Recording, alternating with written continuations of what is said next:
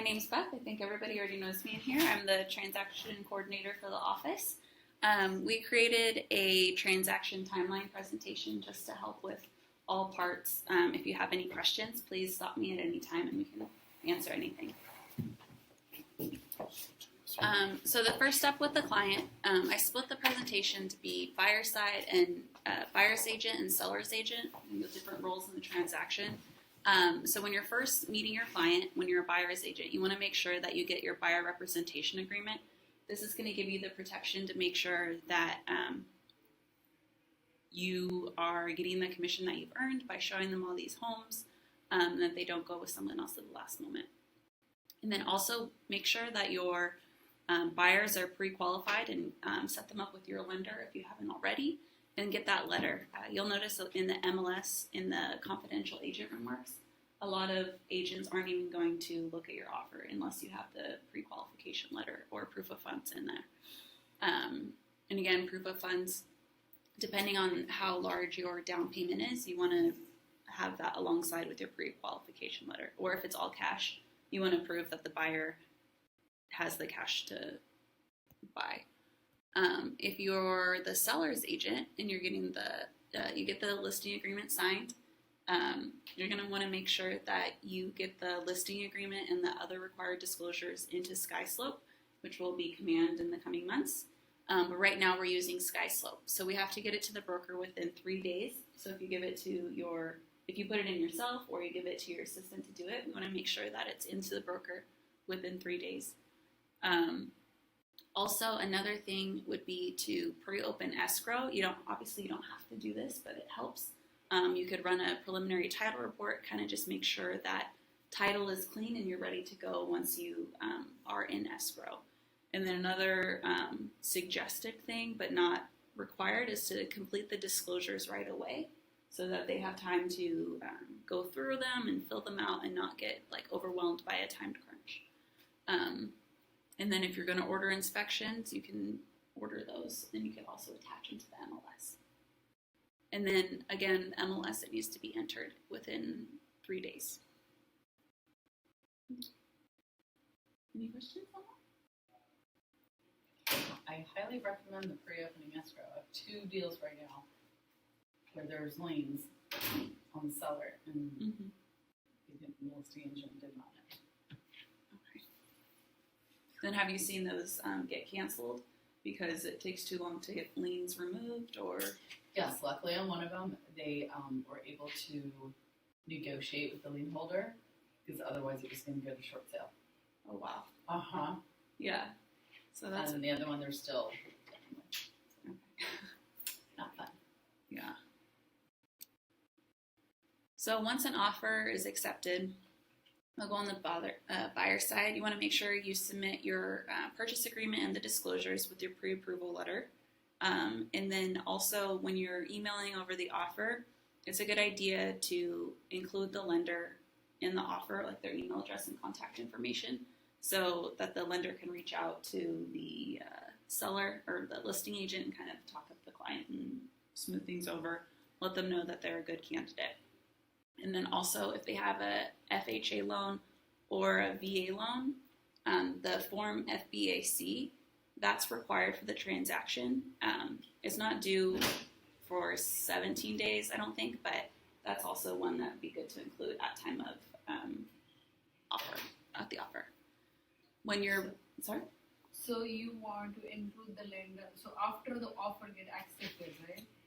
No, like when you're submitting the offer, like initially, like here's my client's offer, here's the highlights, and say so like. Why do you want to lender that early if the offer gets not even accepted?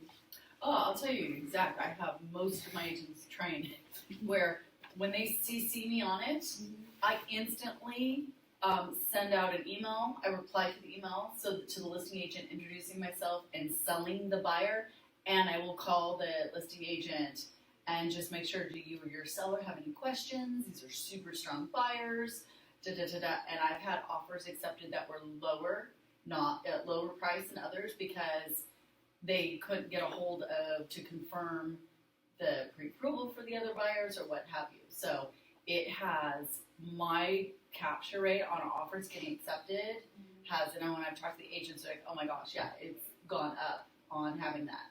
So the minute I get pinged that, oh, offer was just sent, great. That's like, I drop what I'm doing, reach out to the listing agent. And when it comes to FHA and VA offers, because a lot of agents don't understand, they will tell their clients, this is a FHA or this is a VA, you know, they've got problems or those are harder to get. That's how a lot of agents think. But if you've got the lender's approval, you've got all of these things saying, hey, it might be an FHA, it might be a VA, but they're approved and they're good to go, that's going to help get those offers accepted. And the quick response rate also just lets the listing agent know, like, wow, this buyer's agent has like a whole team, and so they're going to be like on the communication, and so it's kind of just helps things along.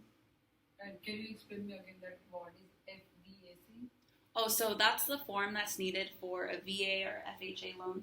When you check the box in the RPA, like when you're writing the offer and it says like what kind of loan is it, that form's going to populate automatically.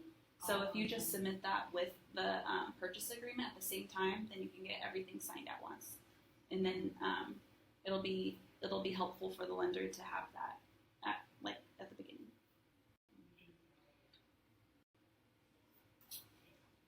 And then if you're representing the seller when you receive an offer, you're going to want to get a net sheet. If you've already pre-opened escrow, this is going to help you because then they could, the escrow officer will go through the offer and they're going to let you know like what's the bottom line, how much is the seller going to make off of it, and what they're going to be paying for each part. Of course, you should be reviewing the offer as well. And like if you have multiple offers, then you could let the seller know like this offer is going to make you this much, or these are the terms for this. Like it kind of all depends on what the seller is looking for. If they're looking to close as soon as possible, then the length of the escrow might be more important. But if they just are more interested in the bottom dollar, then that would be important. So kind of just being able to compare all the offers effectively.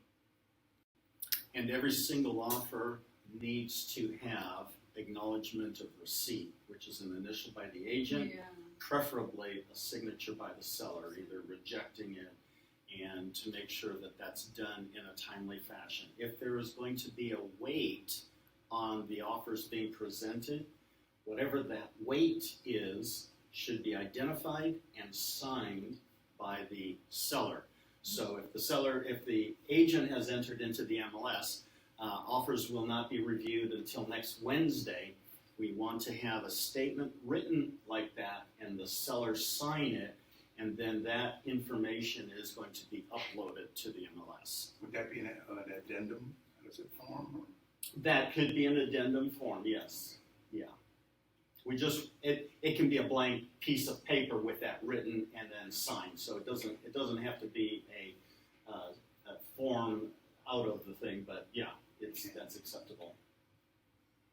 And then the signature part that Ken's talking about is at the bottom of page 10 of the purchase agreement, where it says reviewed by agent, and then there's like the rejection. And then if you have, if you choose to counter, then there's on page 10 also you could point to either a multiple counter offer or a single counter offer.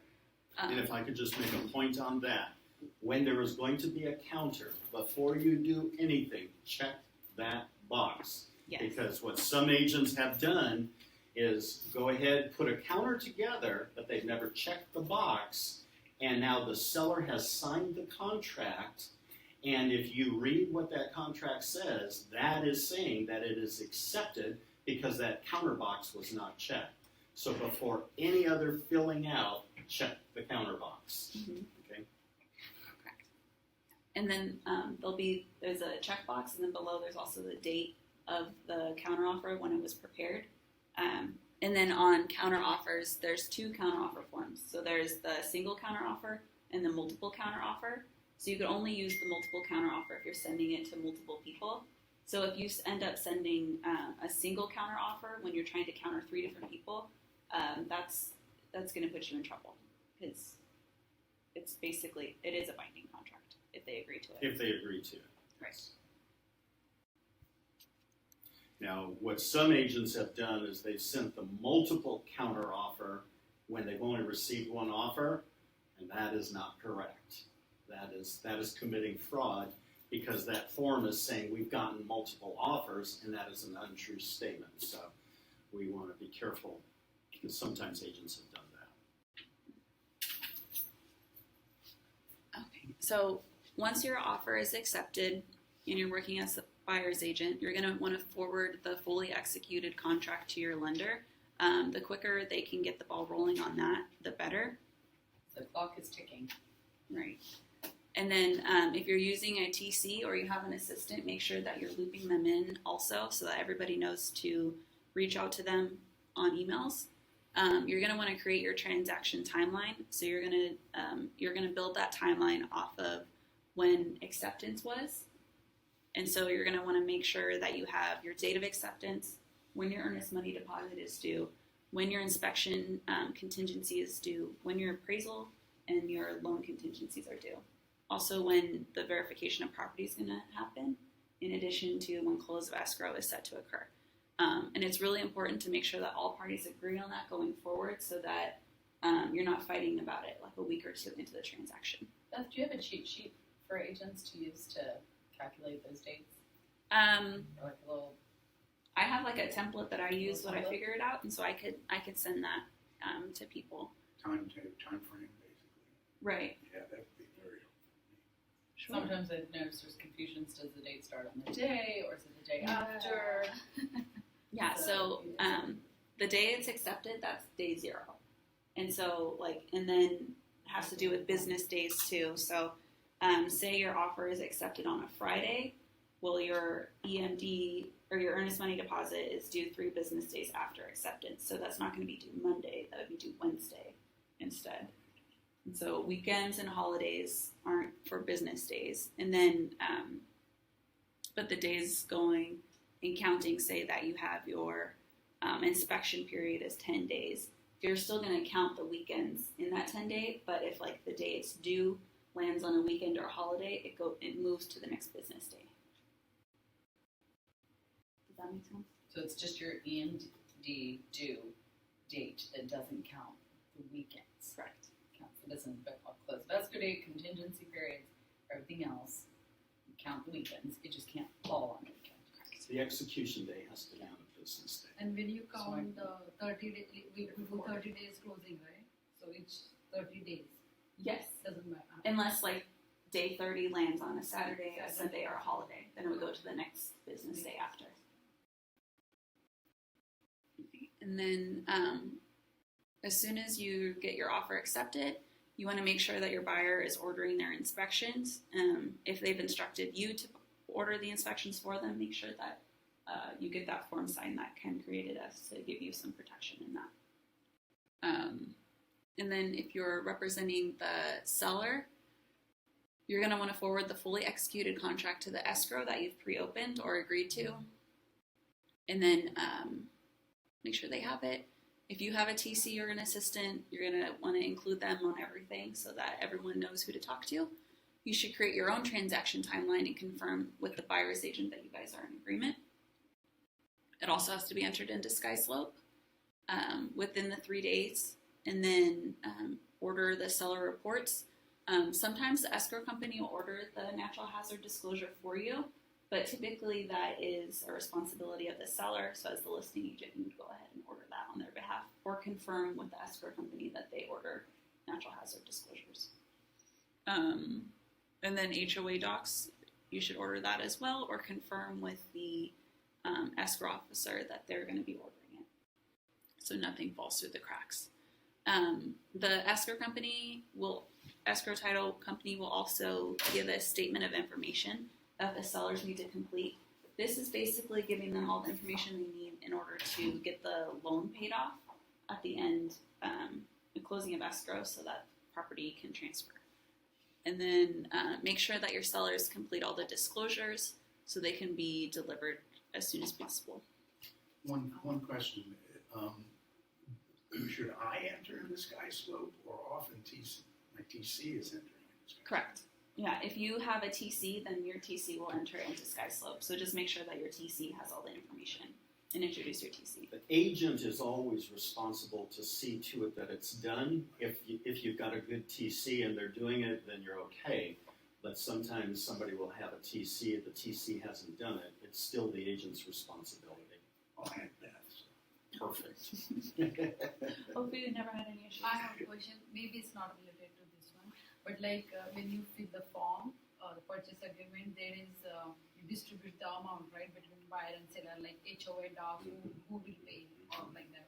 But if it's blank, how they handle it? If it's blank and it wasn't our responsibility to fill that, then that should be countered with it's either going to be the buyer or the seller or it's going to be shared, and then we need to make sure that it's done. If we're filling it out, we should make sure that we identify.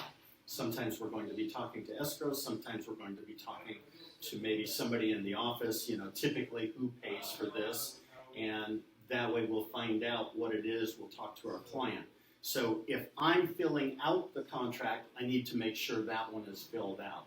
If I am the seller's agent and an offer comes in and it's not filled out, then that would be something that we would counter. Okay, but if like we submitted the offer, I'm representing buyer, I didn't fill out those boxes. The listing agent didn't counter back. The offer get accepted, it goes into transaction. So now if it's time to suppose like there for HOA docs also there is a fee. So how it handled? It can become a problem that can break the transaction. And then what will happen if I didn't fill it out and I was the agent and I should have filled it out, all of a sudden I could be the one that winds up having to pay for it if I want to keep the deal together. So that's why as an agent we always want to make sure that if we're responsible for filling out the contract, we always want to make sure that that's done. If it happens from the other side, we want to catch it because those are the kinds of things that as we go down the transaction and then all of a sudden, because HOA docs can be very expensive. And so all of a sudden, the one party or the other finds out, well, you're going to pay for it. And they say, no, we never agreed to it. Look at the contract. Nobody's paying for it, and I'm not going to pay for it. How do we fix that? Well, it's either legal action or somebody agrees to something. So, Home warranty is the one I see the most that gets missed. And I even see them put a company and an amount, but there's the box is not marked at 50 or boo-boo. And it's when I usually bring it to the attention of my buyer's agent, and oh my gosh, I forgot to mark. I don't know why that little box seems to be the hardest one. And then if a buyer was anyway, then who's paying for it? Da, da, da, da. So no, I was hoping for the HOA docs. Will your escrow company contact you or? that's where we need to, if we're working with the seller, we want to call and talk to escrow before that offer comes in. Are you guys going to, typically who pays for it and all of that, okay. And then I want to make sure that that's on the contract, because if it's not on the contract, it's not enforceable. Escrow can say, yeah, the buyer pays for that. Well, if the buyer says, I'm not paying for it and I didn't agree to it, look here at the contract. I never agreed to it. Now we've got a problem. So. But are you asking if that mistake is made and you're already in escrow? Like, Yeah. will the escrow officer bring it to your attention? Yeah. Typically, so they'll say you'll check in where's the HOA docs, and they'll be like, okay, we saw that no one's paying for this. Who's agreeing to pay for it? So they'll bring it to your guys' attention when you're following up to see where my HOA docs was the natural hazard disclosure comment, where's the prelim. As you're in communication with them, they typically will say okay, who's paying for this? Does anybody have it? That type of thing. The documents will be there. Who's paying for it's the question. Right.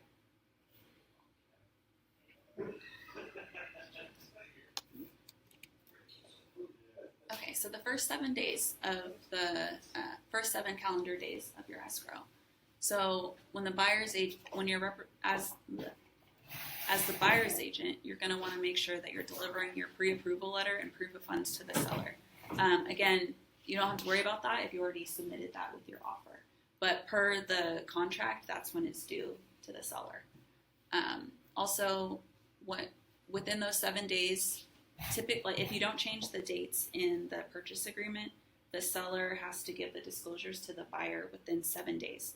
So when you receive the disclosures, you're going to want to proof them, because more times than not, those disclosures aren't filled out completely, and they're missing key dates or answers or explanations. So whenever you get disclosures, you want to make sure that they're actually complete and enforceable. Also, you should be getting all your reports by then from the seller, like your natural hazard disclosure, your preliminary title report, those things. If you don't get what is due to you within those 7 days, you're able to issue a notice for seller performance. If you represent the seller, it's your duty to make sure that all disclosures, the Form AS, which is like the FERPTA tax form, that the natural hazard disclosure, the HOA docs, and the preliminary title report are given to the buyer on that 7th day or before. And that the seller has delivered the statement of information to Escrow. And then if you haven't received the pre-approval letter or proof of funds from the buyer, then you can issue a notice for buyer performance. Questions on that? Is it true that if you put in a non-contingent offer for a buyer, if the disclosures aren't provided online, of course, and the disclosures are provided to you, can you back out based on those disclosures, based on that window of time that you have, or is that you're pretty much all in? Are we saying that we have waived all inspections? Yeah. Okay. It could be argued that we have accepted the property in an as-is condition, okay, and that those disclosures, we've already said, we're prepared for everything, anything and everything that comes in those disclosures, if we have waived all inspection disclosures. Okay. I know that there are a lot of times there are transactions where this is a game that's played with the buyer's agent, and they're saying, no, we didn't. You know, if we'd known this, we wouldn't have said that. Well, yeah. They've already said that. Yeah. So, yeah. So you want to, us working with our clients, we want to make sure that we explain it and we protect our client. So if it is an as is, a completely as is, then that needs to be clearly stated and clearly understood that there are no conditions or contingencies that will come up. You will lose your deposit having that kind of discussion with the buyer. So don't set the expectation. You can go all in, and then when the disclosures come, change your mind and get your deposit back. I think I shared with you, one of my clients is Sacramento County Conservator's Office, and that is the way that it is. And I've actually had some listings where you couldn't even go on the property to look at it. And if you did not close transaction, you lost your 10% cash deposit. You had already given cash to the county, and you would lose it. So, Good to know. And I forget what her name was, who came in and talked about like investment properties and flipping. She said that when you go into a transaction with like removing all contingencies, like it's kind of your reputation on the line, yes. as far as like in the investors. Yes. So she mentioned that. Okay, for 7 to 17 calendar days. The inspection and appraisal contingency removals are due within 17 calendar days unless agreed upon in the purchase agreement. So when you're representing the buyer, make sure that you're conducting your inspections, you review the reports, disclosures, and submit your request for repairs. Typically, it's best to, if you're going to have a request for repairs, to submit it before your inspection contingency is due to give everyone a little bit of time. And just to touch on that, what do we do if we don't get a response? Does a seller have to respond to a request for repairs? No. Not even respond. So what we need to build into that request for repairs, if in fact it is a deal killer, if the seller doesn't do it, is to build a condition in the event the seller does not respond or does not agree to buyer reserves the right to cancel at no cost or penalty. So, And you as- put that on your request and to for literally put that in there if in fact, because every now and then we're up against an agent who is going to play hardball, and sometimes they don't respond, and then they send a notice to perform, and we say, well, what about our request for repairs? Well, we don't respond to it, we don't have to respond, and by the way, now you're going to lose your deposit and all of that. So that's where having that kind of a language in the request for repairs, if we've got that kind of a transaction and that kind of an agent. Can you repeat that language? Okay, so the buyer reserves the right to cancel at no cost or penalty in the event seller does not respond to request for repairs. But what I was understanding that buyer can always cancel the contract depending on the finding of inspection. So even if they give the notice to perform, the buyer can still say, because this was in the inspection, I am backing off, and he can save his EMD. The buyer can do that if it's done within the right timing and all of that. But what happens sometimes is before the request comes back, or before the notice performed comes, and now the deal is being killed, and then all of a sudden the buyer wants to change their mind and say, well, maybe I'll do this or maybe I'll do that. But the buyer does have the right, but sometimes the buyer loses their advantage if they wait too long. So you are saying once the buyer receives notice to perform, he loses his power to cancel the contract? He can still cancel. The notice to perform is simply saying, hey, the seller is saying to the buyer, hey, I'm going to cancel too. So Yeah. the buyer can cancel. Yes. Cancel or remove your contingency. Correct.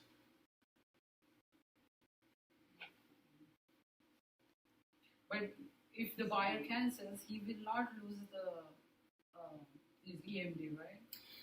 He should not, but sometimes the seller will say, well, you did this or you did that. So that's where you want to make sure that you have a very clear record of Clear. everything that happened, the timeline and all. And that's why the timeline is so important, that you keep notes, and we've had situations like that where the seller said, well, you didn't do this or you didn't do that, or you cost us time or you cost us money, and we're not going to release the deposit.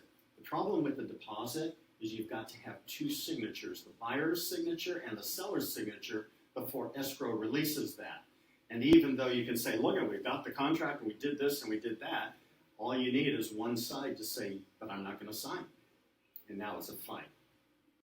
So that's why we want to make sure that we do It's everything not in an order. automatic they get their deposit. Oh, okay. Because So- escrow can't release the deposit until there's two signatures.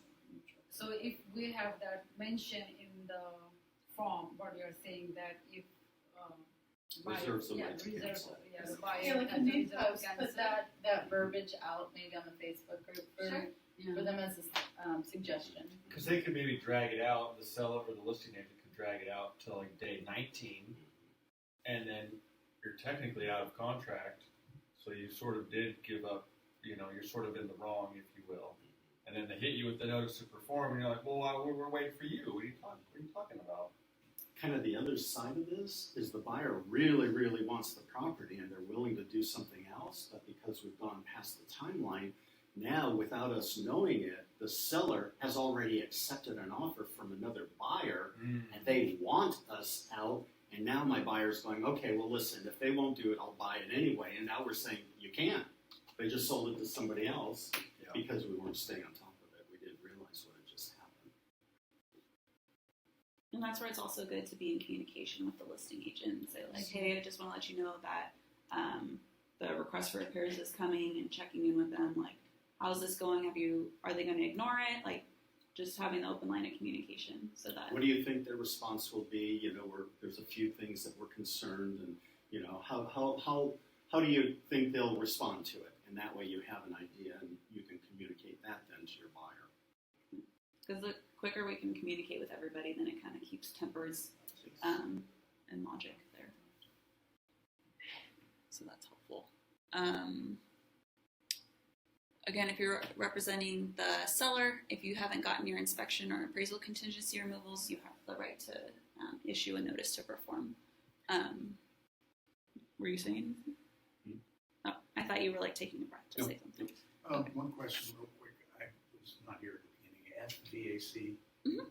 what is that? So that's your FHA or VA loan form that's needed within that 17 days. I see. I suggest that you submit that with your offer just to get everything signed right away. Oh, and you're also, if the seller counters back with a different purchase price or you counter back with a different purchase price, you're going to need to update the purchase price in that form and get that re-signed. Now, for conventional, you don't need Correct. And I think, doesn't that one have basically the release, it doesn't appraise, it's Yes. an instant release. The number one thing I see is counter back and forth, and they did it with the original offer, and then forget to update that form with the final sales price. The lender will remind you, but I've got a real quick question that's sort of outside this realm because I've got a listing right now, and you just called me. The seller wants to get an appraisal before it even goes on market. Does that make sense? I mean, It's the problem with an appraisal is it's an opinion, Yeah. and it doesn't force the next appraiser to agree, right? and so it can create a problem. And for me, he's also going to do some updates, Mhm. put new flooring well, in. that will completely. Yeah, If an yeah, appraisal's change done that. today, he does updates tomorrow. The next appraiser that comes after that, it's a completely different appraisal. And the buyer appraiser, was- the Property's current sold. appraiser is not going to estimate what the new flooring is going to be worth. So, And a buyer cannot use that appraisal. no. And the buyer pays for the appraisal of the lender, the buyer's lender, right? The buyer will pay for their appraisal to get their loan, but if the seller chooses to do one in advance, He pays for he pays for it, but it. somebody else can't use it. It's strictly, but it is an opinion of value, and so that's where, And so that's where the Your argument, you expertise. see, disclosures are matters of fact, where an appraisal can be argued that's simply an opinion, it's not a fact. So, And I met a KW agent just the other day who actually had Ryan Lundquist appraise a listing he's got, and it's listed below the appraise, and it's still sitting on. So it's not necessarily a benefit. It's just sort of what it is. He is going to get his inspections done, but I just think he should wait on those until he gets his repairs done. Right? I think that our CMA, our competitive market analysis, where we pull comps, has as much, if not more, value to a seller because that's going to be talking about what properties have sold for, as opposed to what the materials make the property worth. Okay, yeah. Okay? That's what it is. And Monique, which appraisal type where it sticks with the property? Like if they get an FHA loan, doesn't an it stick? an FHA appraisal will stay on the property for 4 months. 4 months, however, during that 4 months, if say it falls out and you get a new FHA buyer, if there has been new data, new comps closed, you can provide that updated. And I've had that where it fell out of escrow, we had a couple sales, market was appreciating, and so we have a new buyer willing to pay more, and we were able to provide the comps and the appraiser didn't update. So that original appraiser did the update on the appraisal. So it's not the be all end all, oh my gosh, that appraisal stuck with the property. However, if there was new data for it to go the other direction, you just watch your market. But conventional appraisals don't follow. Same with VA. Just Any more questions on this one? So once you get final loan approval, so the loan contingency removal is due 21 calendar days unless otherwise agreed upon in the purchase agreement. So on the buyer side, once you get final loan approval, that's when you'd issue the loan contingency removal. It's really important to make sure that you have that before you remove it. And then when you represent the seller, if you don't get loan contingency removal, you can issue a notice to perform. Also, as the seller's agent, you can be in communication with the lender to get updates on what's going on. And that could usually be a lot quicker than asking the agent to ask the lender. And that's a good point. What I always recommend is when you go into contract, you're the seller's agent, you're working for the seller. But the buyer and the buyer's agent and the buyer's lender, if you can get permission from them, and so I would have a conversation with the buyer's agent and ask, would it be okay for me to contact the lenders so that I can get the information directly, and that way if something comes up, I can call the lender and to get the permission and get the contact information. And that way you can kind of short circuit and not have to go through the other agent. So if you don't get that permission, then you're not supposed to contact them? That gets a little bit gray. Obviously, you could create a conflict between you and the other agent if you did it without the permission. But a lot of times what I'll do is I'll have one of my lenders, I'll say, hey, listen, this is what's going on. What do you think? And then my lender can say, well, here's the specific question that you should ask. And that'll help you to know, and that way we can call. Now, if I can't get the permission, I'll talk to my lender, find out what's going on from my lender's perspective, what should we say, and then that's what I'll take to the other agent and say, well, then could you ask the lender this specific question? Okay. If you're provided a letter from the lender and it has all their contact information on it, is that considered? I have initiated a call when we've received that, and I've just said, hey, I'm the agent on the other side, and we just had a question, I thought I'd give you a call.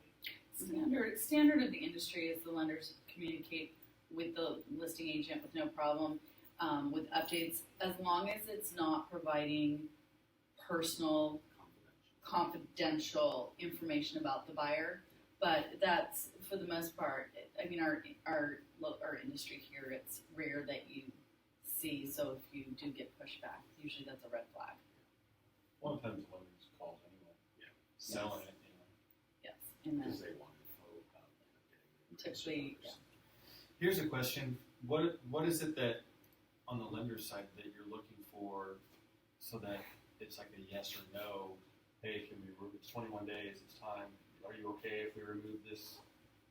Is it more just like, hey, we're enough down the road we can see like there's no pitfalls ahead of us? Or is it like, no, we got this form and this form says we're good? From personally, I like to have the actual underwritten approval before I will, again, this is me personally, say, yes, go ahead and remove, your contingency. Have I, over the years of doing this, been in a bind where we had a really tight time frame because that's what we needed to get the contract accepted, and it was, it's easy peasy. There's zero issue. I mean, it would be like crazy talk if there was a problem and we were pushed notice to perform and it was like, okay, you have to make a decision. But for the most part, that's why my recommendation, before when you put dates on the RPA representing the buyers to check with their lender, can that buyer meet those timelines? Because each buyer is different. One buyer may have some issues they're working on before they can remove that. So that's just a recommendation. Well, I asked because there was I had a buyer recently where we were all the way in, full contingency removal. Lender said yes, it's no problem. We got to literally the day after the close of escrow, still couldn't get hold of the lender. He's like, program. Wait, the after? Yeah. So let me ask you a question. Was the lender your No. It was the buyer's lender. Yeah. And so that's where I always recommend get 2 pre-approvals. That way my lender that I trust can say, hey, this person doesn't look good. Okay, Yeah. now I know. As opposed to trusting what their lender said. And as we know, there's a lot of lenders out there that are just Their hustling. brother's cousins. Yeah. Well, we knew it was going to take long. He told the listing agent directly, which I didn't know, we can close in this amount of days. Anyway, so we get to the close date, aren't closed, and we negotiated a 25. Oh, the scheduled close date. I'm saying Yeah, not the real close date. The scheduled close date. We had gotten a credit for repairs, and we needed an extension of time. well, the sellers basically said, we're not going to sign this unless we take the credit back. And it's like, this is not anybody's fault except for, the lender in this case.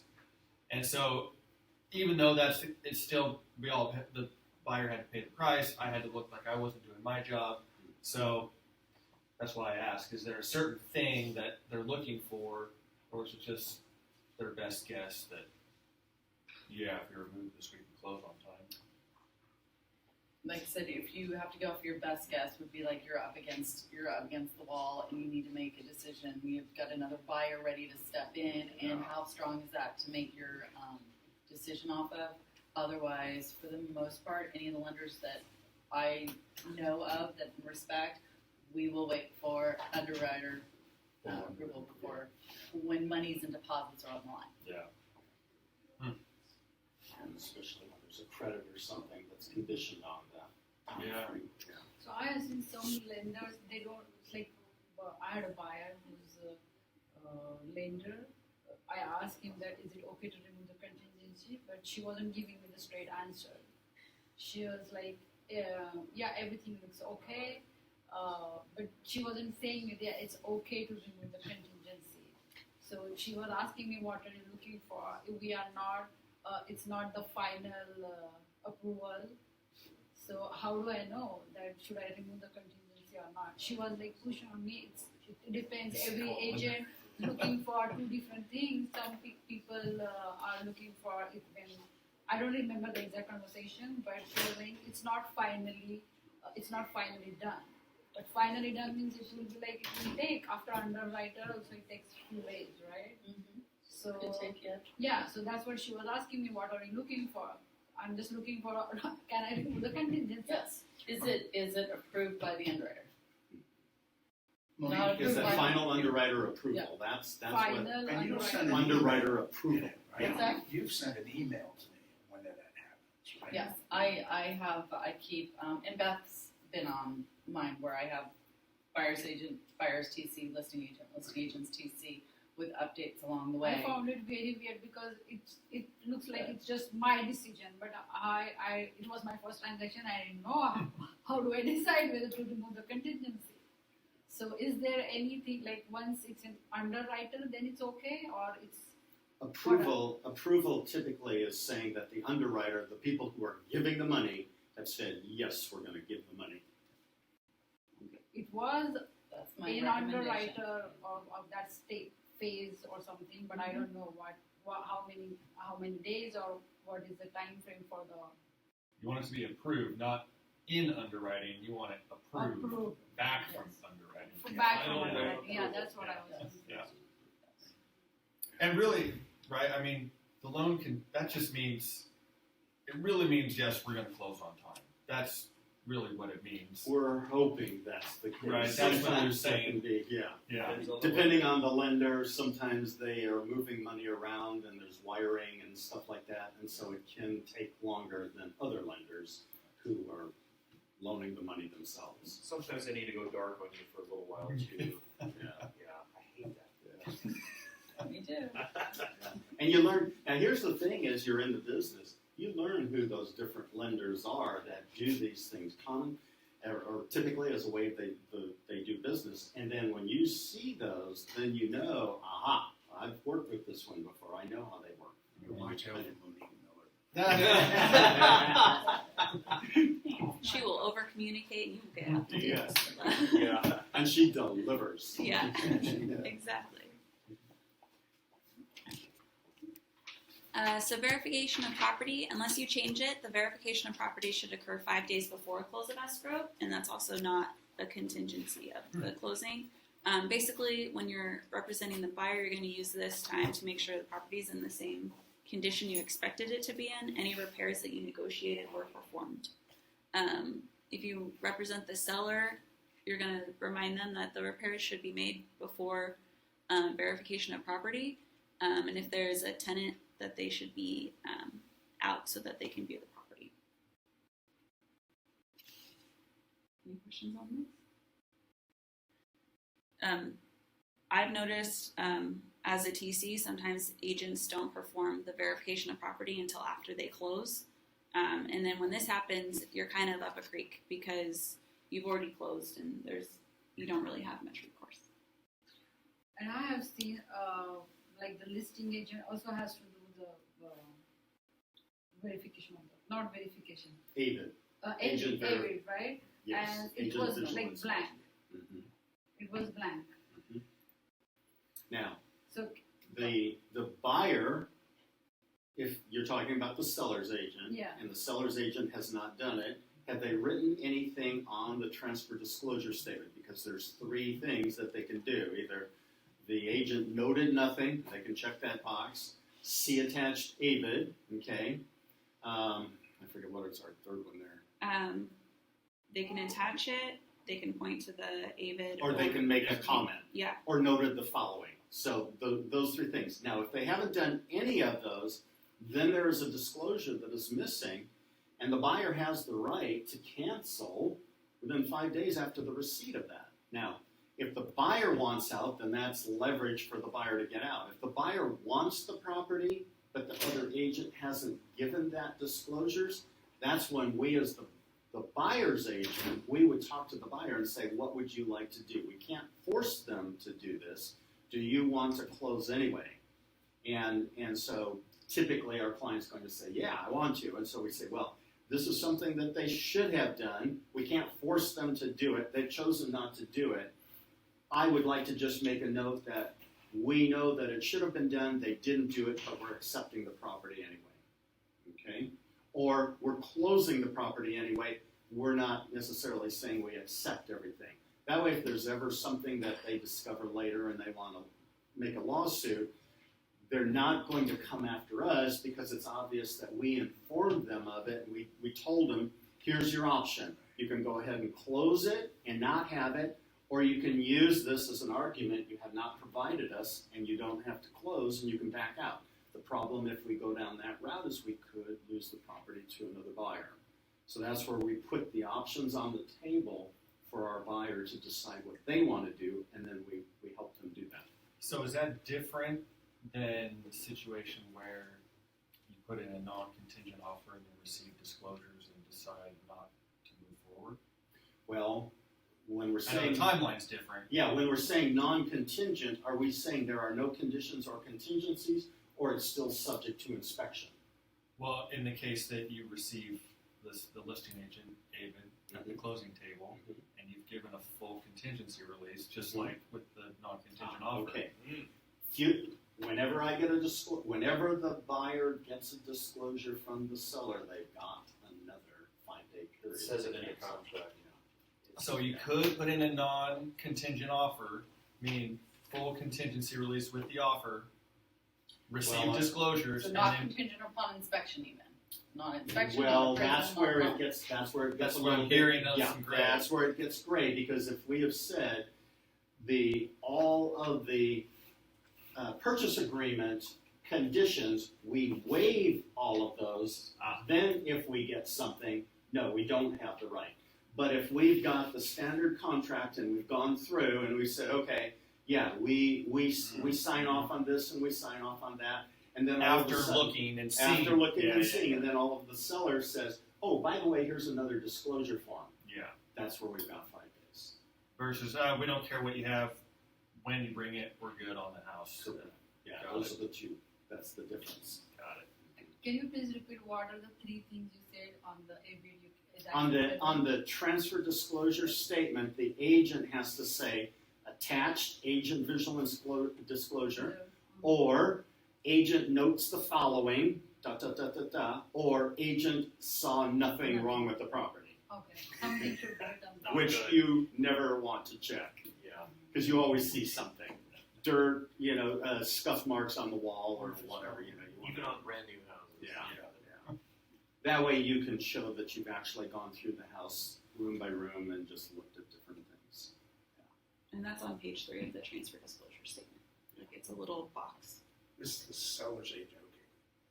Yes. Yeah, so when you, on the seller AVID, seller's agent AVID, the buyer agent has to sign too. On that form, Yeah, yes. so I asked him, is it on purpose or you forgot to write something or something? So He didn't respond. I don't know whether he did on purpose. Then later on, he blamed on his TC. Oh, yeah. Maybe she didn't do The it. TCs, it's always their I fault. don't It's know. always best for. And then he says, then I said, it doesn't look good. Can you write his right? We didn't notice anything or something, nothing. So he sent something and he just did nothing, everywhere. But at least he sent something, and if you've gone through those same rooms and you wrote something because you saw something, that way at least your client can look at those two and go, I like my agent better. Mm-hmm.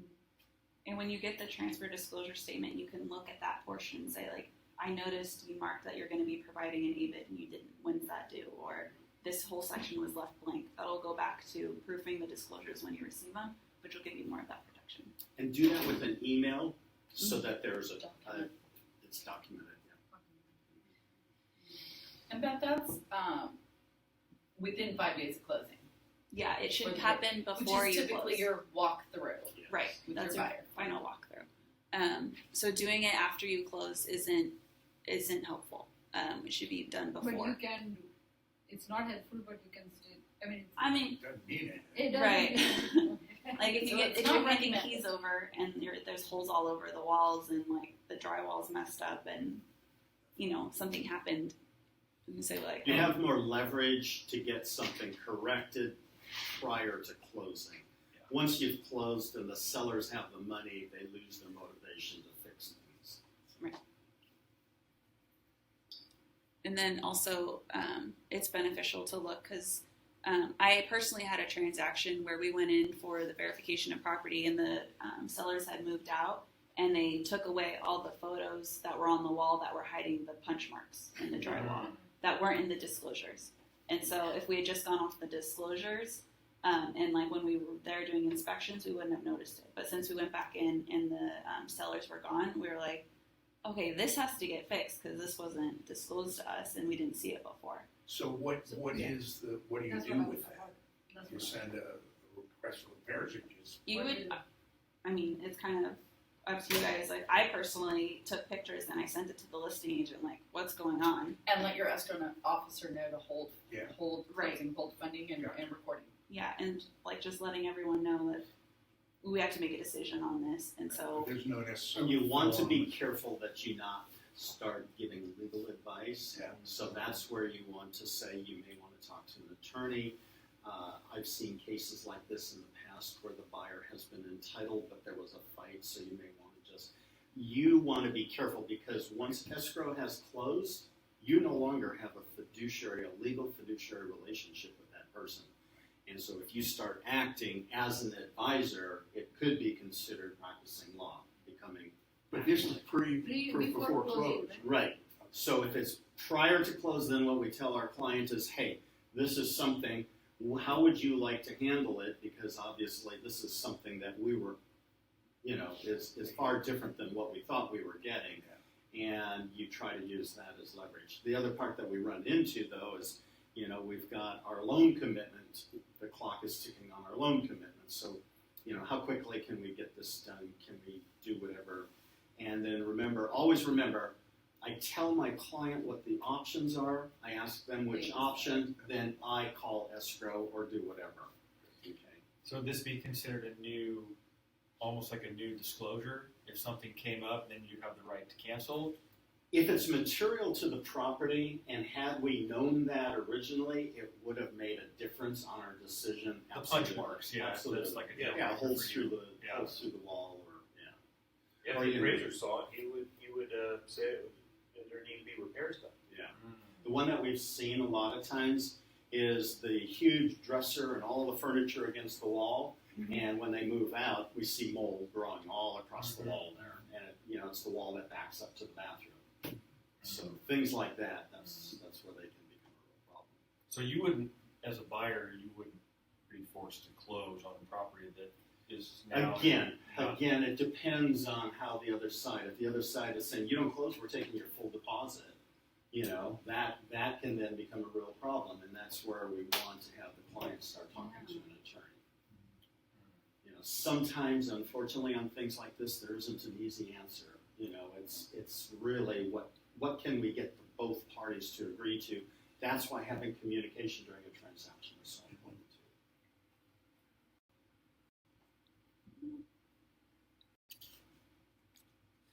Before close of escrow, as a buyer's agent, you want to schedule the buyer signing.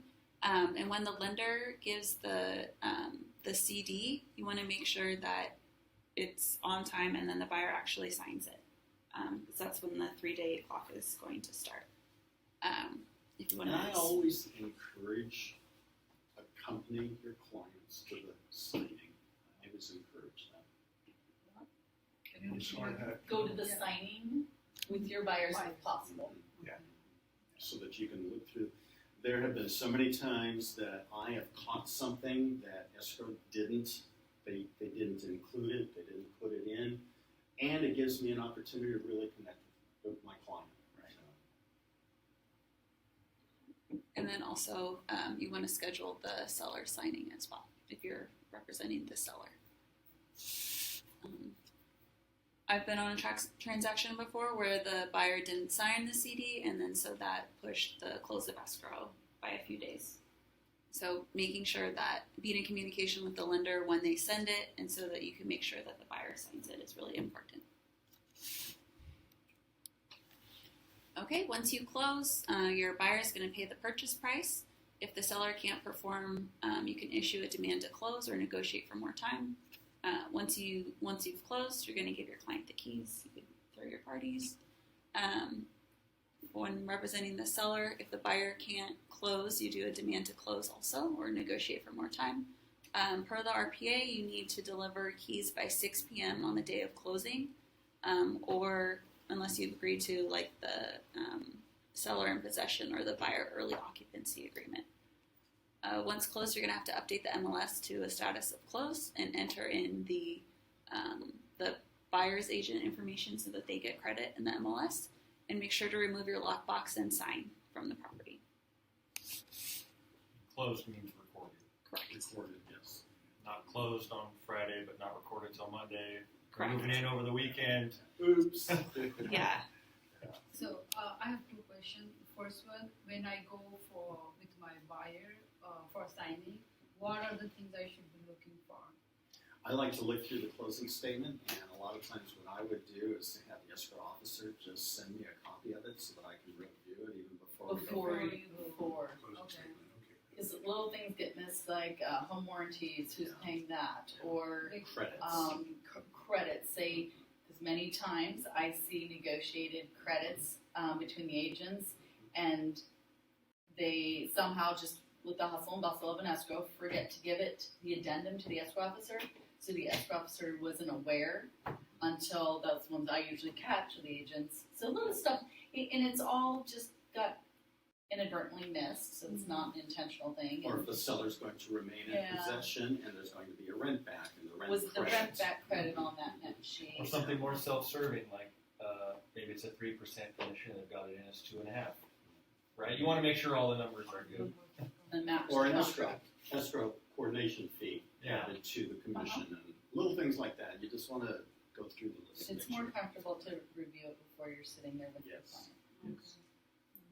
A lot of times they'll send it out like a couple days before, like here's your estimated, and they can review it then, and then you could also send it to a lender and say like, hey, are we in agreement on this, and get some help that way. Did you sit there? Smile. Smile. Smile. During the call. And say, oh, by the way, do you know anybody that's thinking of something? I got 5 more days. And then you get paid. Oh, yay. Our Once all favorite your time. documents and are cleared in Sky Slope, then you get paid. All right. Or command. Or command, yeah. Because Yes. it's October, right?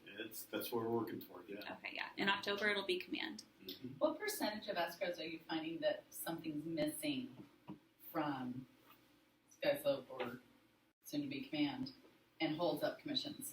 VP. Yeah. The VP, a lot of Number people. one. Should be done 5 days before. Correct.